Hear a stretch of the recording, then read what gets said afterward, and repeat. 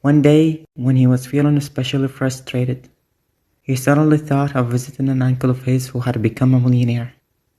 Perhaps he might be able to give him some advice, or better yet, some money. His uncle was a warm, friendly person who immediately agreed to see him. He refused to lend him any money, however, claiming he wouldn't be doing him a favor. "How old are you?" his uncle asked after listening to his tale of woe. 32, the young man whispered timidly.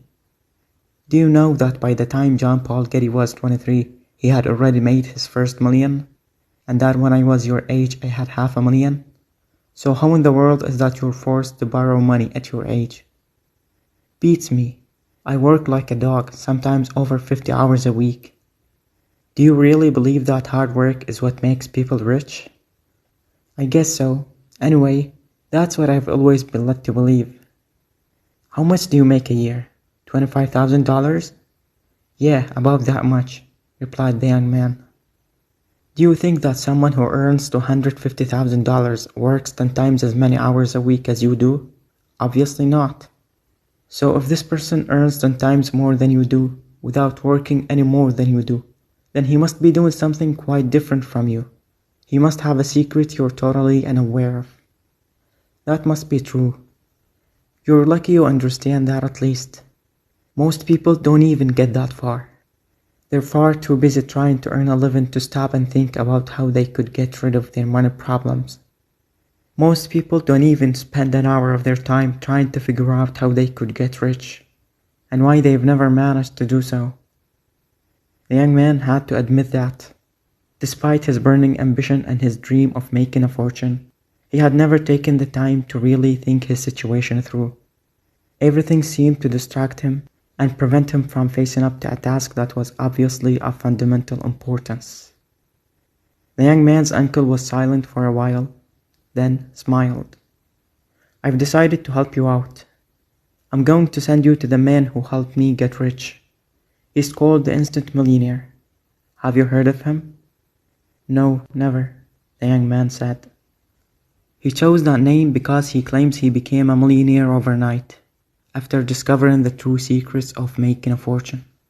He claims he can help anyone become a millionaire overnight, or at least acquire the mentality of a millionaire." His uncle turned to a large map on the wall and pointed to a small, somewhat isolated town. "Have you ever been there?" "No." "Why not give it a try? Go and find him.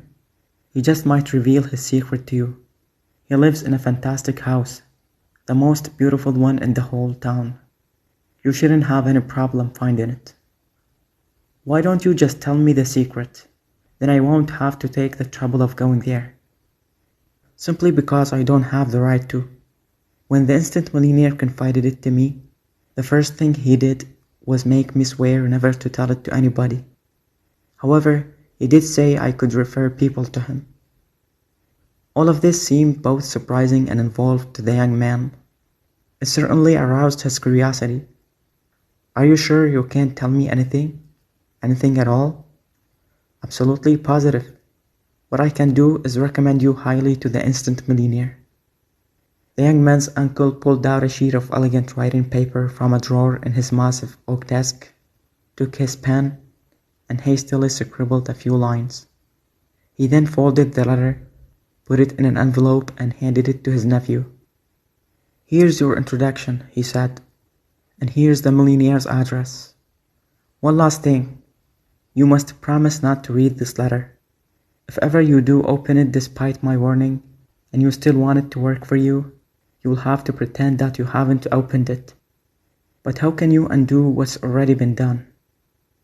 The young man didn't have the vaguest idea what his uncle was talking about, but he agreed. His uncle had always been a bit eccentric, and he was doing him a favor after all. So he decided not to press the point. He thanked him warmly and left.